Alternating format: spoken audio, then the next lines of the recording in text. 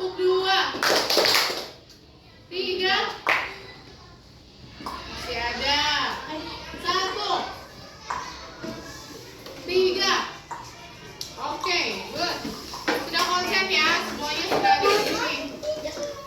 Oke, teman-teman, hari ini kita akan coba buat kesepakatan kelas atau keyakinan kelas. Bu, buatnya seperti apa? Ini seperti peraturan kelas, tapi kalau peraturan kan biasanya sekolah yang buat atau aku yang buat. Kalau ini kita sepakati bersama. Ide-idenya, keyakinan, kesepakatannya itu muncul dari kalian. Oke? Bu, kalimatnya seperti apa? Ibu contohkan misalnya, datang ke sekolah tepat waktu. Terus apa lagi? Membuang sampah pada tempatnya. Nah, berbicara dengan sopan.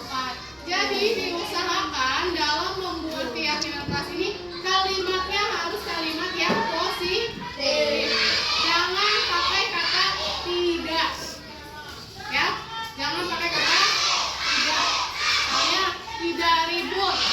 Artinya apa? Kalimat positifnya. Tertib di kelas. Seperti itu. Tidak boleh terlambat. Berarti apa? Datang tepat waktu. Pokoknya jangan menggunakan kalimat yang negatif. Harus pakai kalimat positif. Paham? Paham. Saya.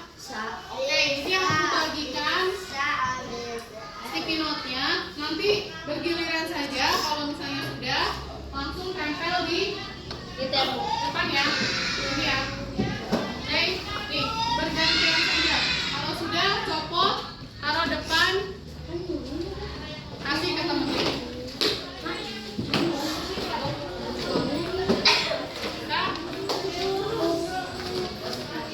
Tidak usah pakai nama, langsung saja.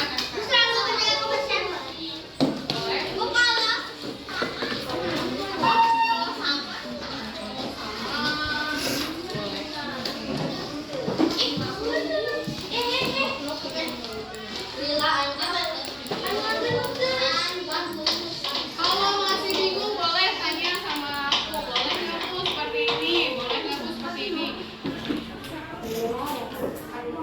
Ya, langsung copot, tempel ke depan.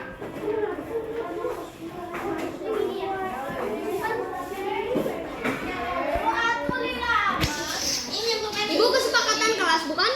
Ya, keyakinan kelas. Berbicara dengan sopan, datang tepat waktu. Oke, good. Yang lain? Lila.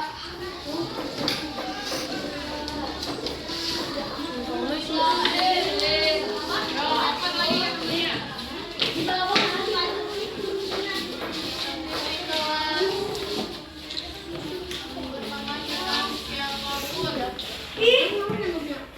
Gak jelas.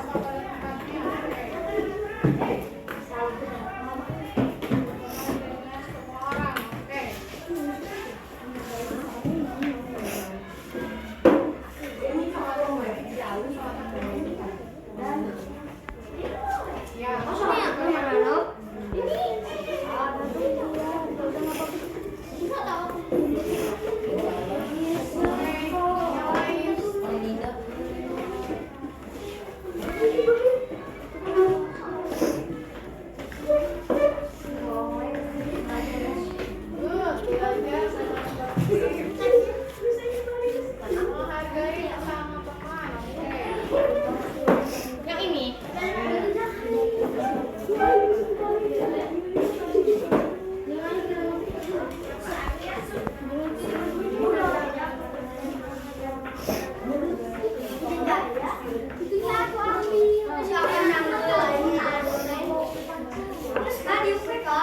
Jangan warna-warni ya.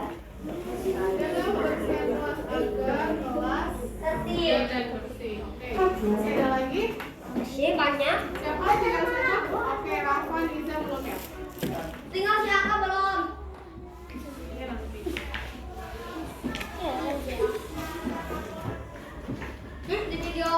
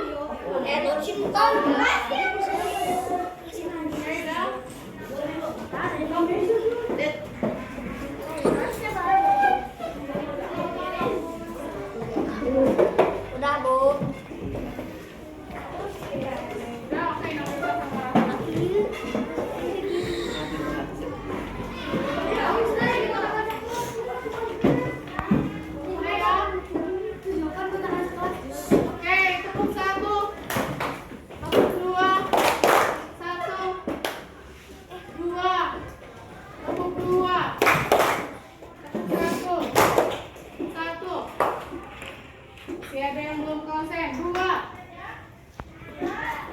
Oke.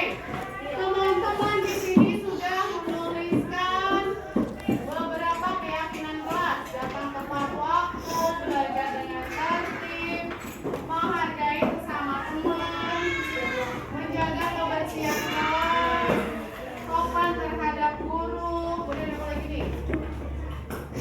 Tertib dan tenang saat pelajaran dimulai. Belajar dengan tekun. Belajar dengan giat, tertib di kelas. Oke. Dari apa yang semua kalian tulis di sini, Ibu harap kalian bisa menerapkannya mulai hari ini. Ya. Jadi jangan hanya sekedar tulisan kalian saja. Ya. Datang tepat waktu, ya beneran datang tepat waktu. Tertib di kelas saat pelajaran dimulai. Tertib saat gurunya menjelaskan, kalian mendengarkan. Giliran kalian yang diminta berbicara, baru kalian mengeluarkan pendapat. Tertib, tidak ngobrol. Paham ya? Kalau misalnya ada temannya yang lupa atau yang tidak mengikuti keyakinan kelas yang sudah kita buat, tolong saling mengingatkan. Barangkali temannya lupa atau hilaf ya. Jadi kita harus saling mengingatkan. Jaga kekompakan kelas 6A, oke? Bisa? Bisa. Nah, kita sepakati keyakinan kelas ini ya. Setuju? Setuju. Semua setuju? Oke. Terima kasih atas ide-idenya dalam mengeluarkan pendapat kalian mengenai keyakinan atau kesepakatan kelas. Semoga kelas kita bisa lebih baik lagi ke depannya, oke? Tetap semangat. Selamat pagi.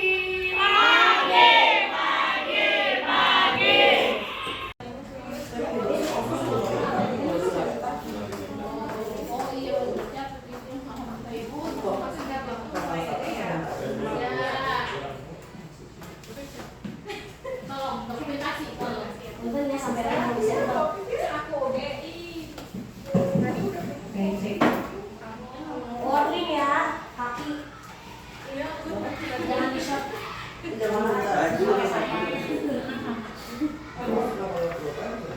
Oke, bismillahirrahmanirrahim. Assalamualaikum warahmatullahi wabarakatuh. Yang terhormat Bapak Ibu guruku yang saya banggakan. Terima kasih sebelumnya sudah menyempatkan waktu istirahatnya. Mohon maaf jadi terganggu. Maksud dan tujuan saya mengajak Bapak Ibu berkumpul di sini adalah untuk memenuhi tugas saya pada program calon guru penggerak ini. Jadi di sini saya diminta untuk mendiseminasikan materi yang sudah diberikan sebelumnya, lalu kemudian disampaikan kepada Bapak Ibu di sekolah. Jadi bukan maksud saya untuk sok tahu nih gitu, memberi tahu apa segala macam untuk menggurui, tidak, tapi saya di sini sharing atas ilmu yang sudah saya dapatkan, kemudian kita sharing di sini. Jadi ya Bapak Ibu ya.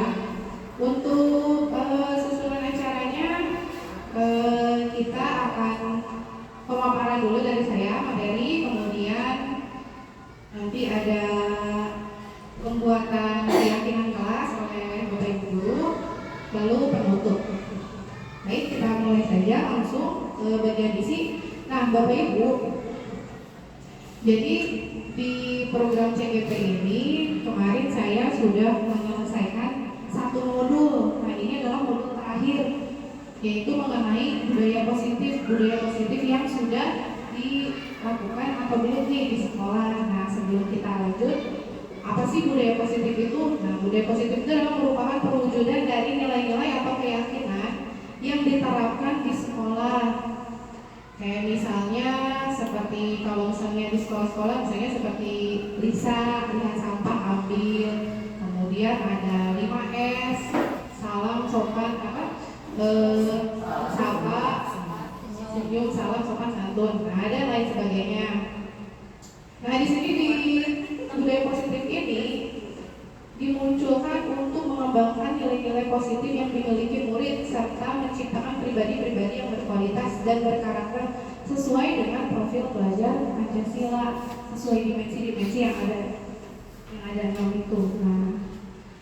Kemudian, ini adalah konsep dasar yang ada di modul tentang budaya positif, yaitu ada perubahan paradigma belajar, kemudian ada disiplin positif, kebutuhan dasar manusia, motivasi perilaku manusia, posisi kontrol, keyakinan kelas, dan terakhir ada segitiga restitusi. Memang pada modul ini banyak banget Bapak Ibu.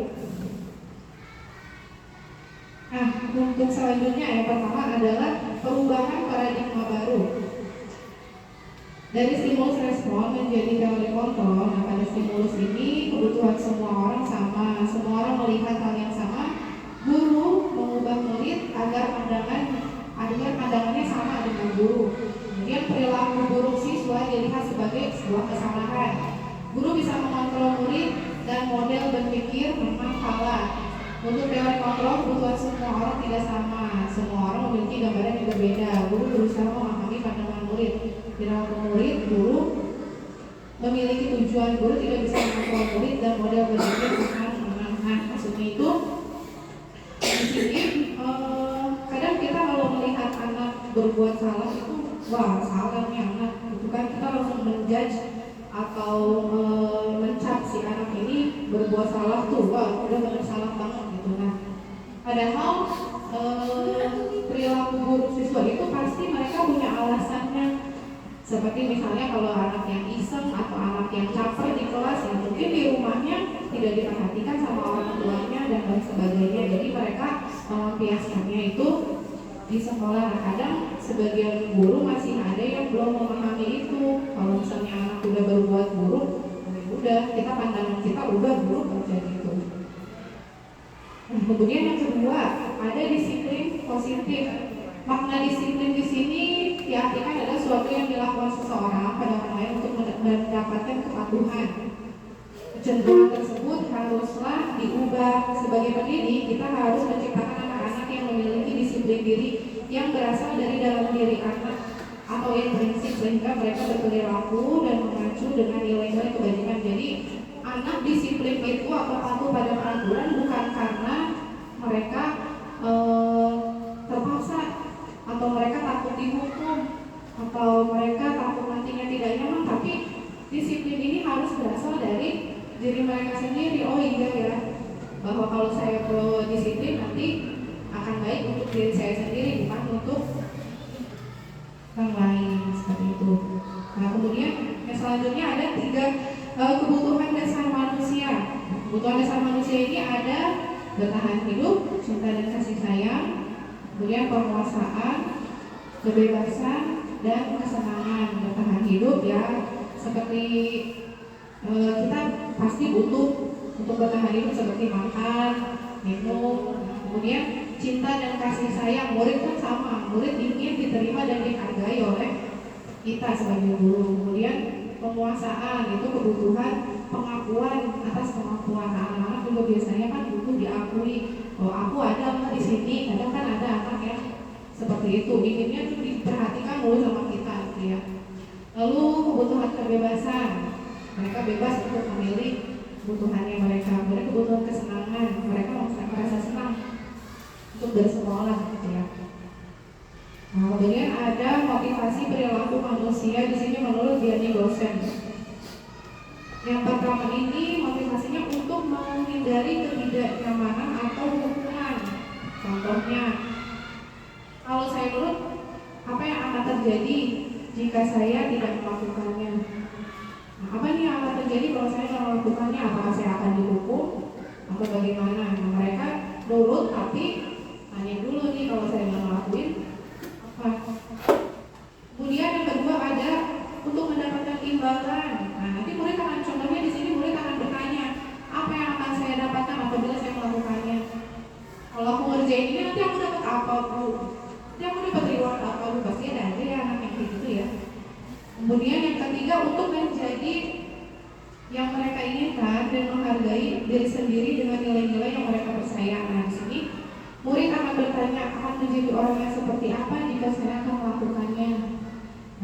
merupakan motivasi dari internal, tapi aku masih berusaha nih murid-murid yang seperti ini masih harus kita ciptakan. Nah, motivasi ini dibagi menjadi dua, ada motivasi ekstern dan motivasi internal.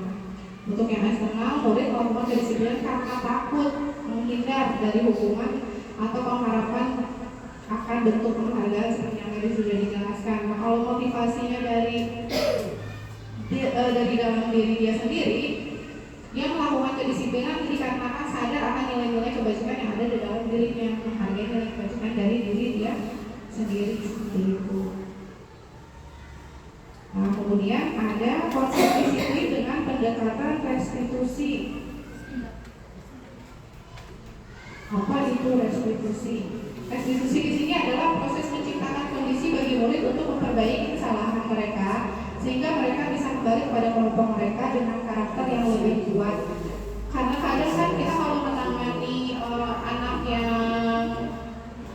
anak yang istilahnya anak yang bermasalah atau yang terkena kasus, itu biasanya kita menyelesaikannya kadang dengan dimarahin langsung ngejudge anak ini seperti ini, kamu begini. Nah, kalau misalnya kita pakai metode restitusi, nah itu bisa mengembalikan karakter anak ke kelompoknya atau ke teman-temannya, itu mereka bisa lebih baik untuk memperbaiki karakternya tersebut.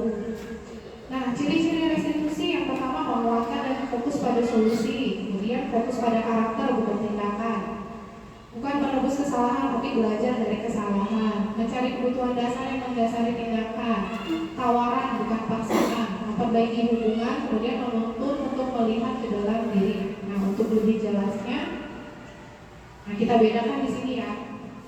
Bagaimana perbedaan jika kita menangani satu kasus atau masalah pada murid, jika dengan hukuman bagaimana, dengan konsekuensi bagaimana, dan jika dengan restitusi bagaimana. Kalau dengan hukuman biasanya kalau di sini ada satu kasus murid datang terlambat ke sekolah. Jika kita menangani kasus tersebut dengan hukuman, biasanya murid disuruh berdiri di depan kelas. Ayo kamu berdiri di depan kelas karena terlambat. Nah, kemudian guru marah-marah sampai menunjuk-nunjuk anak tersebut. Kemudian murid disuruh menulis, saya tidak akan terlambat lagi sebanyak 100. Itu biasanya zaman dulu ya, hukuman kayak gitu. Sekarang sih kayaknya udah jarang. Iya, udah jadul. Masih ingat aja nih kalau misalnya dulu tuh penggaris-penggaris kayak gini, pak gitu kan ya. Guru-guru dulu tuh, zaman dulu tuh galak luar biasa. Ya itu konsekuensi. Nah, untuk konsekuensi, guru memberikan konsekuensi berada di dalam kelas selama jam istirahat berlangsung. Oke, karena kamu terlambat, kamu berarti nggak boleh istirahat. Itu konsekuensi. Nah, kemudian guru tegas dan murid menghormati peraturan. Nah, kemudian jika memakai konsep restitusi, guru menanyai keyakinan kelas yang telah disepakati dengan guru. Kemudian guru membantu menyelesaikan masalah dan akhirnya murid terbuka dan menghormati dirinya dan orang lain.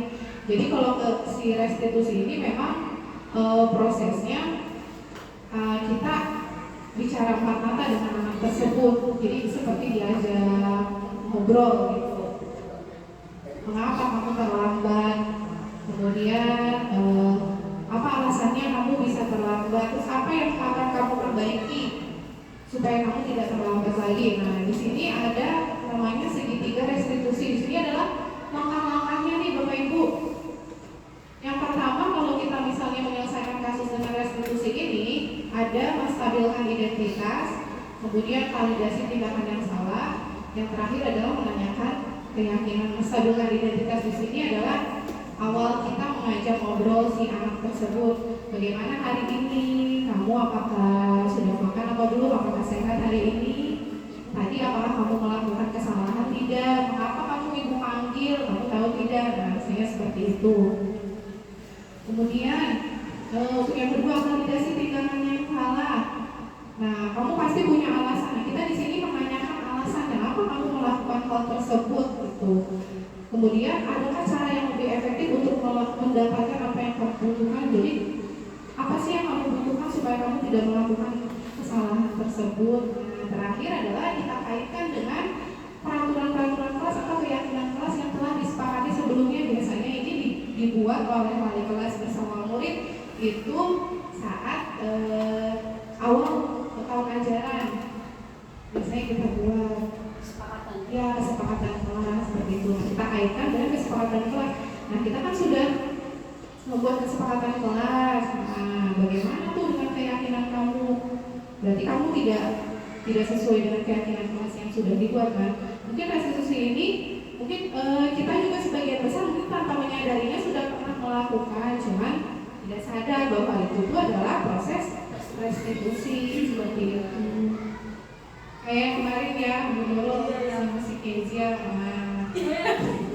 kita pernah sebenarnya saya sama dulu secara tidak langsung ya itu adalah proses segitiga restitusi ternyata gitu.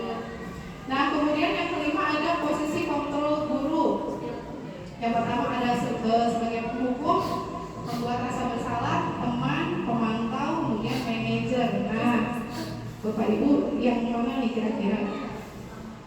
Nah, di sini ada contoh ya.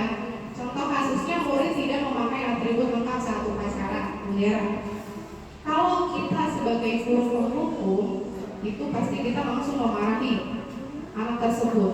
Patuhi peraturan sekolah, berdiri di barisan sana. Yang tidak terkena pokoknya yang pernah berkali. Pokoknya kita menghakimi anak tersebut. Nah, itu adalah contoh guru penghukum. Kemudian ada mungkin ya, sebagian mungkin ada. Oke, kemudian ada pembuat rasa bersalah. Nah, berapa kali ibu bilang sama kamu, ibu kecewa sama kamu? Iya, ini lagi, kamu tuh gimana sih tidak pernah kembali ibu misalnya. Jadi membuat si anak tuh merasa dia merasa bersalah gitu, merasa mentalnya jadi istilahnya jadi ciut. Iya. Kemudian, jadi down. Kemudian sebagai teman, kalau teman ini ya biasanya seperti teman ya, kamu lagi jangan gitu dong. Ayo gabung dengan yang lain, kamu ada ibu gitu, jadi seolah seperti melindungi, seperti teman gitu jadinya. Kemudian pemantau, kamu kan sudah melanggar peraturan, kamu tahu konsekuensinya. Nanti saya cek kerjaan, jadi hanya sekedar teguran omongan saja, hanya jadi tidak ditindaklanjut gitu.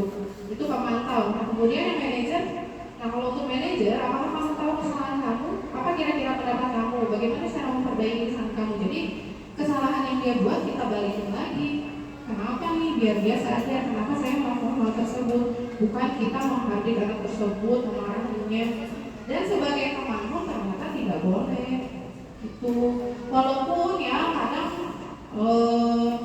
tidak bisa dipungkiri, saya sendiri kadang masih sebagai pembuat rasa bersalah, sebagai teman gitu karena ingin dekat sama anak supaya anak nurut segala macam, dan ternyata itu tidak betul gitu. Nah, saya pun masih proses di sini menuju posisi manajer supaya bisa manage si murid-murid kita ini.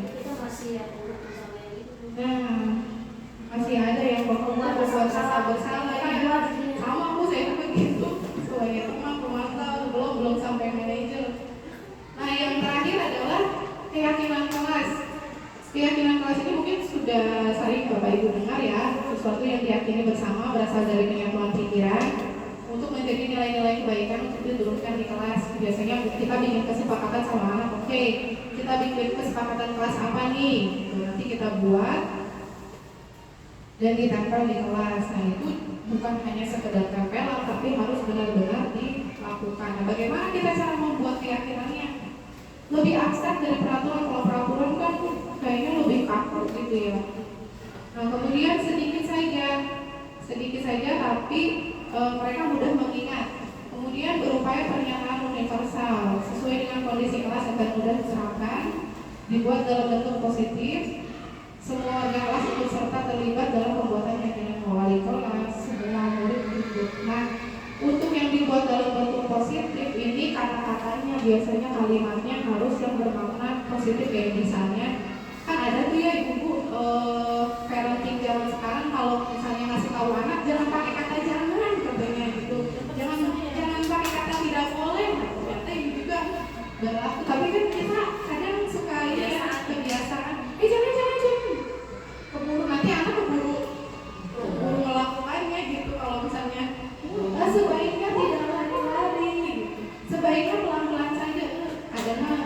dengar nih. Anu beda kota. Sebaiknya jangan. Sebaiknya Bunda kabur labu misalnya ya. kabur labu. Guys, udah. Sebentar itu. Nah, untuk di akhir penghujung ini sebenarnya slide-nya. Nah, oke. Slide-nya sudah habis. Nah, kita coba buat keyakinan kelasnya ya Bapak Ibu ya. Menurut Bapak Ibu, keyakinan kelas seperti apa yang Bapak Ibu ingin ciptakan di kelas dan masing-masing. Atau di contohnya di kita sebagai anak-anak ini kita bikin keyakinan kelasnya harus seperti apa?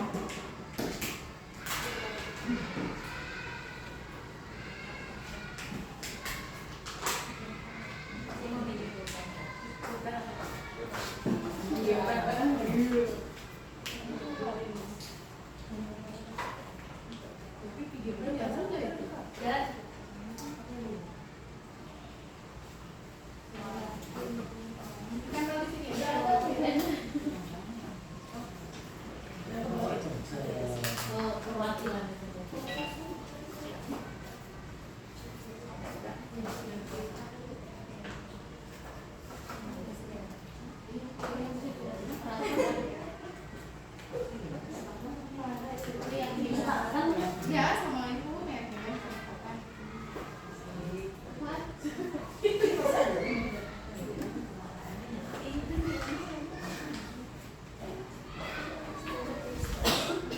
Disuruh bikin keyakinan gitu ya.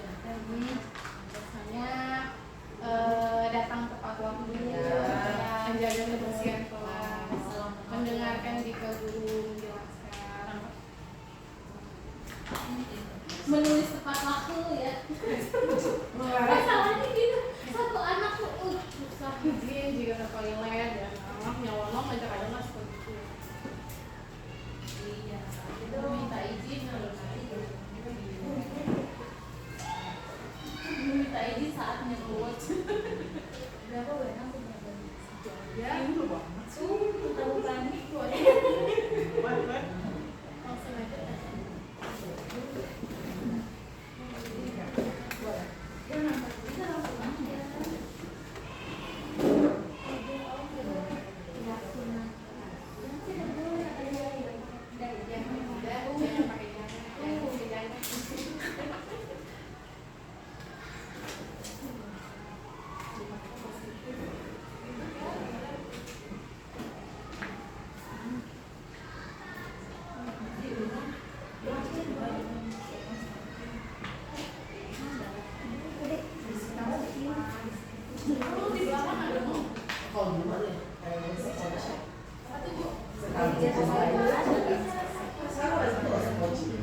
Dan apa ini mah kalau dari SMA sekolah kita ngomong kata-kata positif harus baca besok.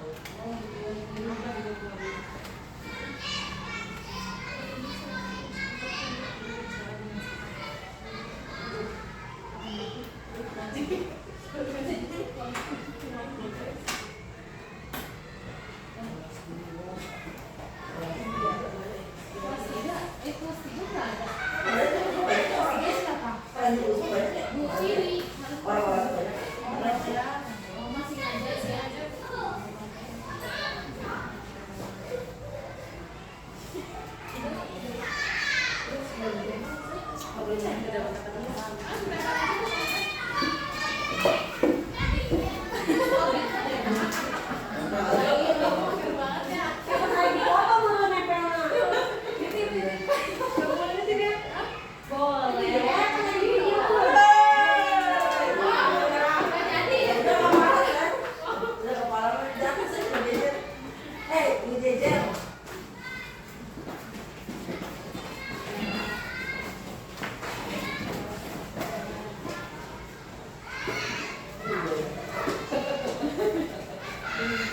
Aku itu jadi tak bersih.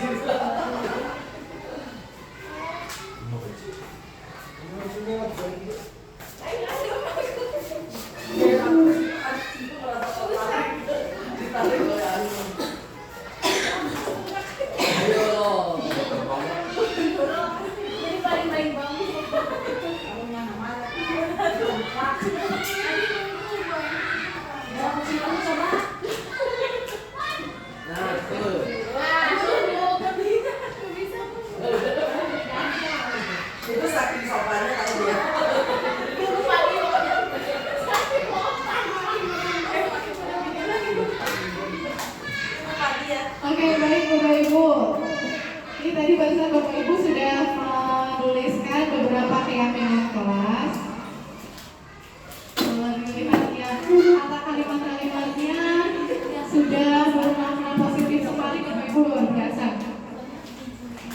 Oke, baik.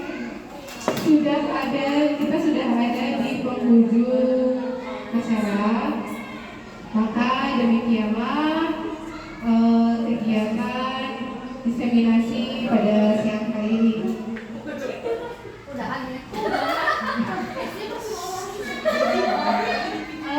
Bapak Ibu, terima kasih atas kehadirannya. Sekali lagi saya ucapkan untuk bisa bergabung pada siang hari ini. Mohon maaf apabila ada sikap atau tutur kata dari saya yang kurang berkenan di hati Bapak Ibu. Untuk menutup kegiatan hari ini kita sama-sama membaca Alhamdulillah, Alhamdulillah, Alhamdulillah.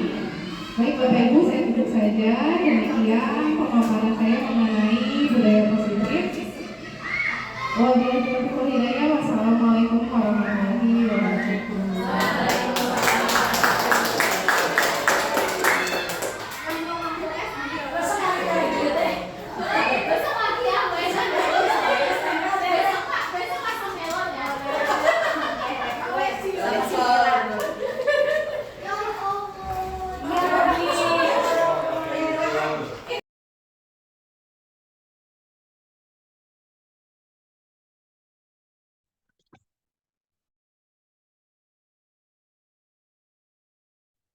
Ibu-ibu, apakah sudah kumpul semua?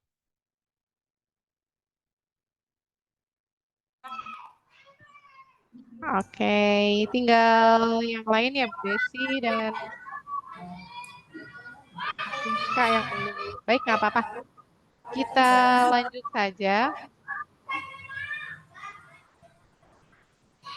Baik, ibu-ibu. Oh, Bu Rizka sudah masuk. Baik, ibu-ibu, saya mulai aja ya. Assalamualaikum warahmatullahi wabarakatuh. Waalaikumsalam warahmatullahi wabarakatuh. Ibu-ibu yang saya hormati dan saya banggakan, terima kasih atas kehadirannya di diseminasi lanjutan mengenai budaya positif yang kemarin. Jadi kita lanjut melalui daring saja ya Ibu, karena secara luring waktunya tidak memungkinkan. Bu Ibu, kabarnya bagaimana hari ini? Sehat? Alhamdulillah. Alhamdulillah, luar biasa. Sehat semua ya. Semoga kita semua selalu diberikan kesehatan. Amin. Amin. Amin. Baik, ibu-ibu. Sebelum kita mulai, saya akan bacakan dulu. Bu Opip bisa di-mute? Oke, terima kasih. Bu Ria bisa di-mute? Nah, oke. Baik, saya akan membacakan dulu susunan acaranya untuk hari ini. Ada pembuka, kemudian ada materi, kemudian ada diskusi, dan lalu penutup. Baik, sebelum kita mulai, kita berdoa dulu ya, ibu-ibu semua. Berdoa menurut agama dan kepercayaan masing-masing, berdoa dimulai.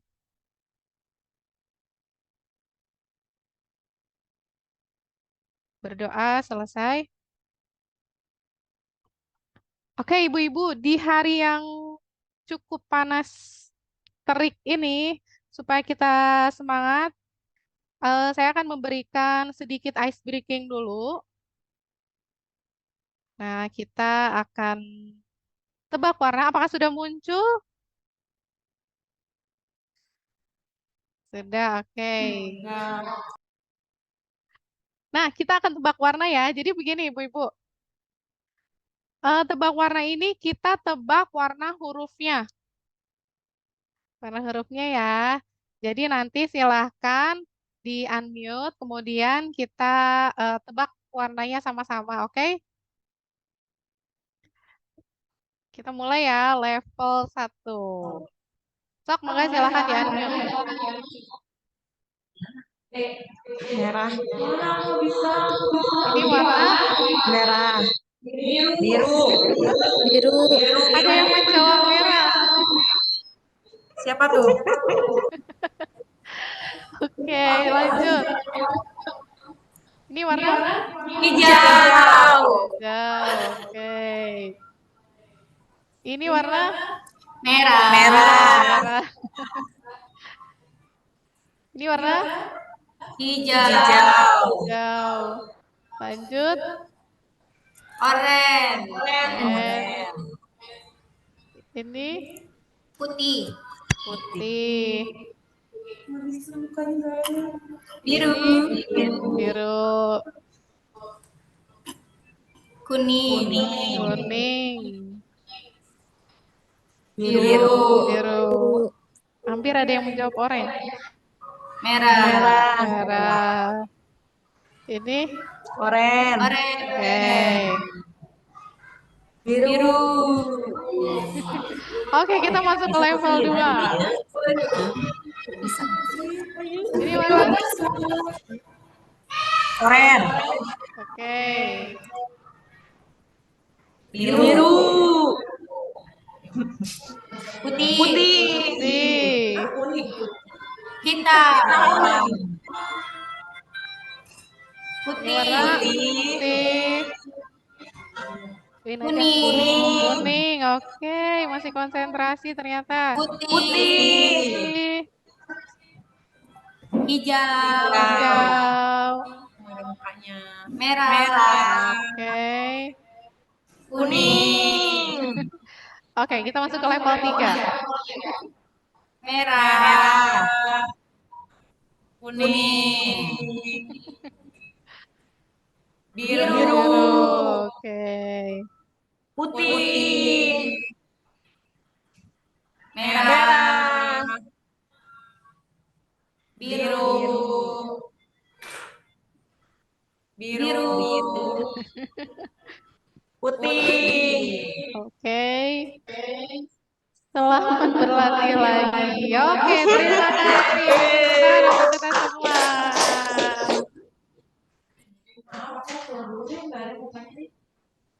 Oke, ibu-ibu semua berarti masih konsentrasi semua ya. Bisa di-unmute kembali? Oh ya. Oke, terima kasih. Nah, oke. Ibu-ibu, untuk materi selanjutnya adalah kita akan melanjutkan materi mengenai budaya diseminasi yang kemarin, yakni mengenai segitiga restitusi. Kendala jaringan ya. Oke. Nah, jadi kemarin itu saya sudah mencoba mendokumentasikan bagaimana saya menyelesaikan permasalahan yang ada di kelas melalui segitiga restitusi. Begini. Oke, saya akan share screen. Sudah muncul? Ada ya? Oke. Ini saya lakukan bersama anak-anak di kelas.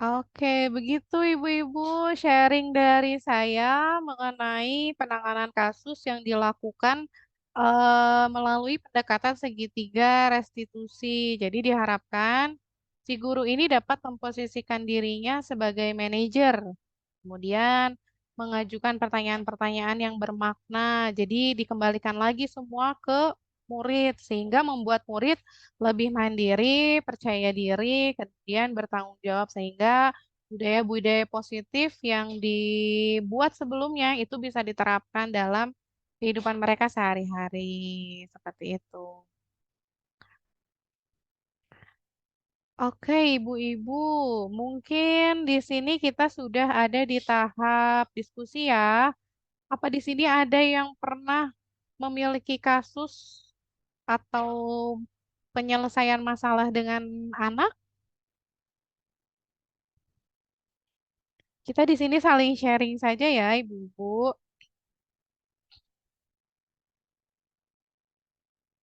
Ada yang mau sharing?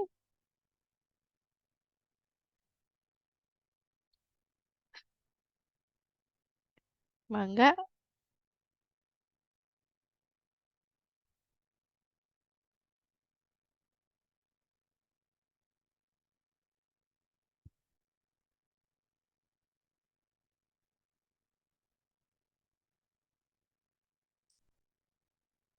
Bu Desi. Ini jaringannya ya, Bu? Iya, Bu Desi. Sudah di-unmute?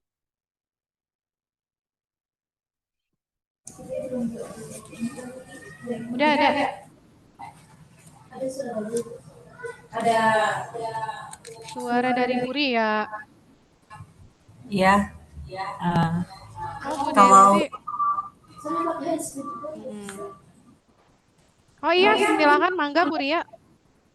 Kalau ada kasus di kelas saya sih biasanya ada anak yang terlambat masuk kelas kalau sesudah istirahat.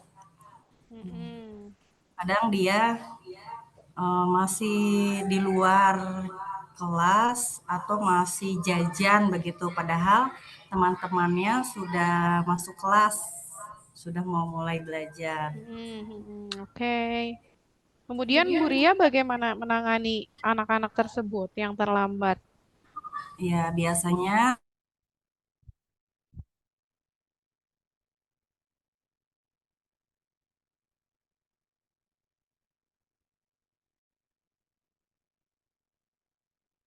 Jaringan ya.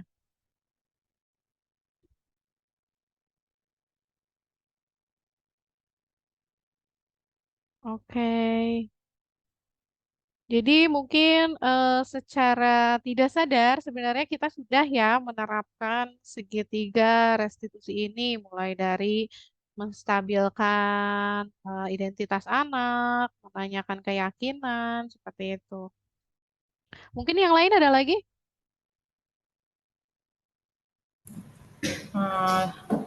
Saya ya Bu Endang, permasalahan di kelas saya Ya. yang udah pernah saya alami. Jadi saya kan ngajar kelas atas, ya gitu. Jadi satu hari ada satu anak, kita sebut aja si A ya, kehilangan bendanya ya, barangnya itu seperti mainan. Memang di satu sisi dia juga salah ya bawa bawa mainan ke sekolah gitu. Nah, satu hari mainannya itu hilang. Nah, saya sebagai guru langsung menggeledah ya semua tas anak-anak di atas tasnya. Kemudian kebetulan saya menemukan mainan tersebut di kolong meja si anak B ini. Kita sebut B aja ya. Si anak B saya langsung simpan, sembunyikan tanpa teman-temannya tahu ya supaya dia juga nggak malu dan teman-teman yang lain tidak saling sorak-sorak ya biasanya gitu kalau di kelas. Setelah itu setelah pulang sekolah saya solusinya langkah pertama yang saya lakukan yaitu saya panggil si B ini, saya menanyakan barang ini kenapa ada di dia dan lain sebagainya. Alhamdulillah setelah berkali-kali ditanya, dia mau jujur.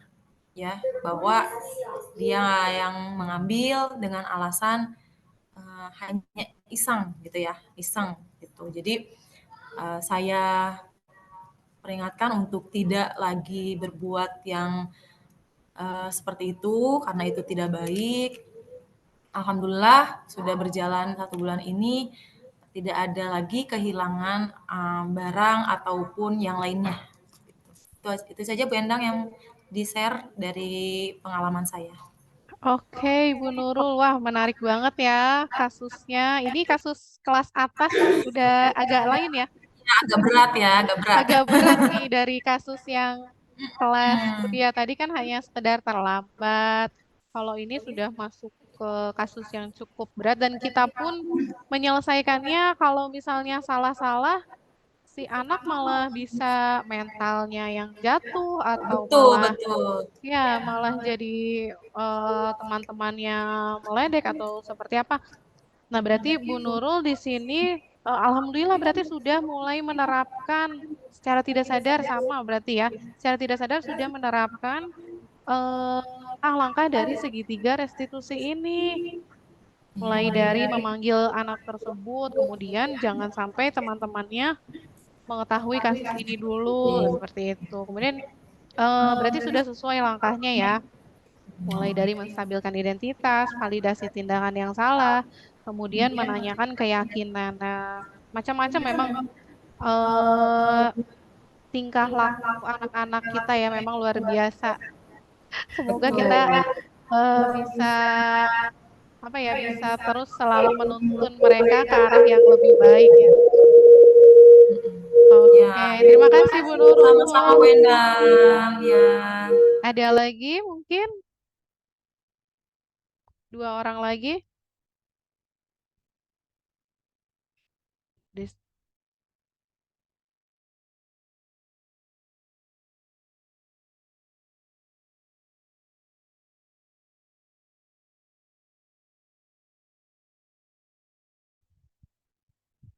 Mungkin ada kasus-kasus lain dari ibu-ibu yang secara tidak langsung sudah pernah melakukan penanganan segitiga restitusi ini.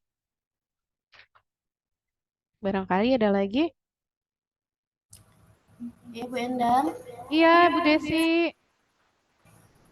Mangga. Oke, ini hanya sharing aja ya yang udah pernah saya alami. Kebetulan saya ini mengajar di kelas 4 dan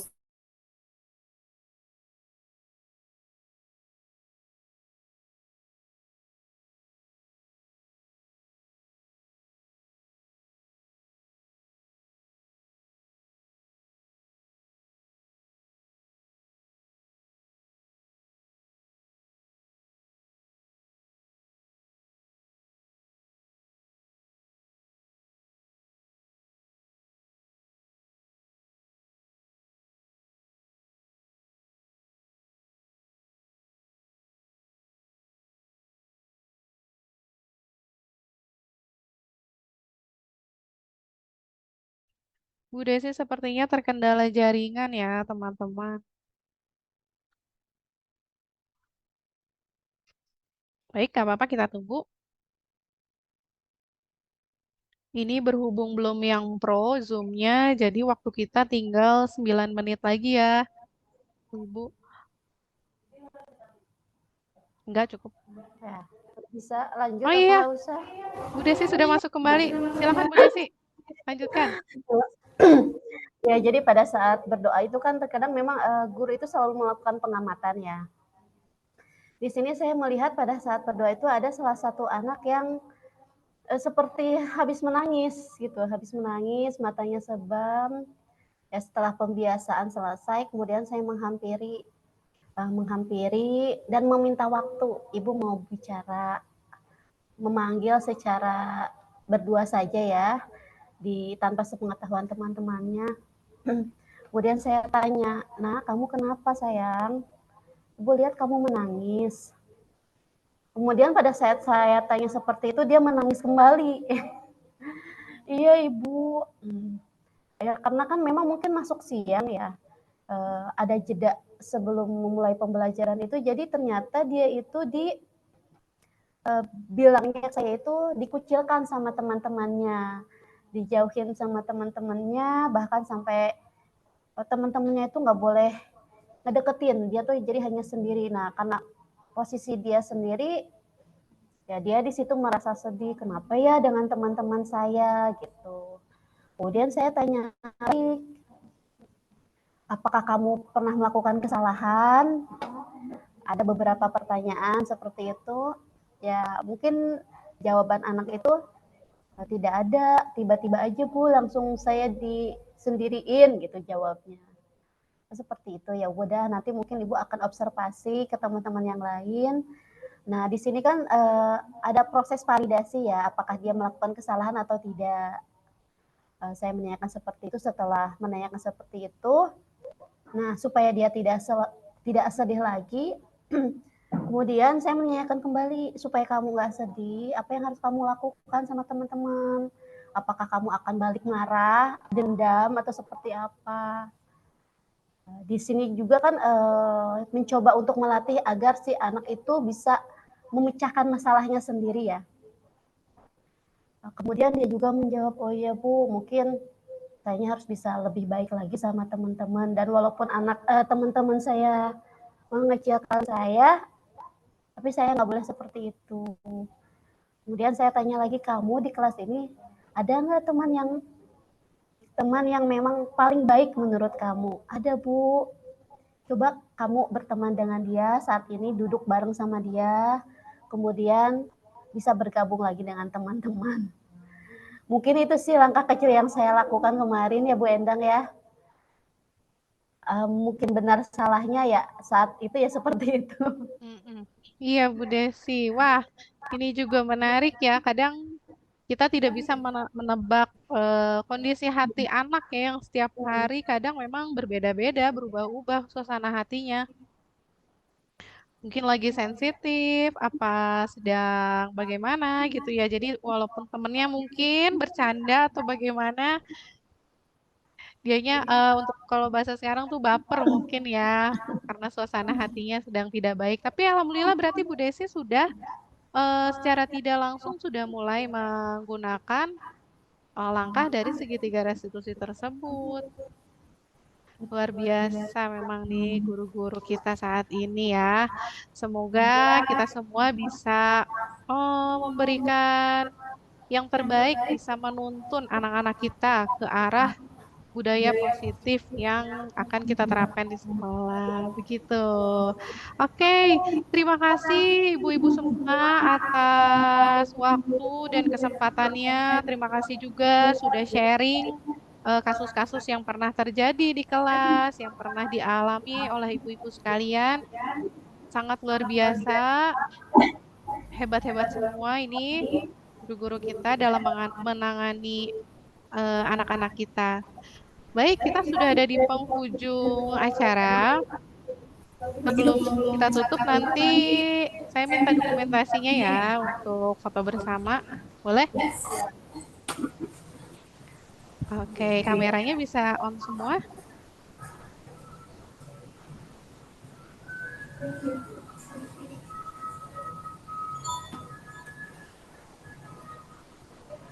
Oke, kita foto ya. 1, 2, 3.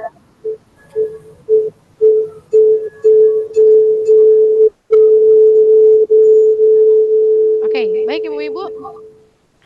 Kita akhiri saja diskusi kita pada siang hari ini. Mohon maaf apabila ada kesalahan dalam perkataan atau ada perkataan yang kurang berkenan di hati ibu-ibu semua. Sekali lagi saya ucapkan terima kasih. Akhir kata, wabillahi taufiq wal hidayah. Wassalamualaikum warahmatullahi wabarakatuh. Terima kasih Bu. Waalaikumsalam warahmatullahi wabarakatuh.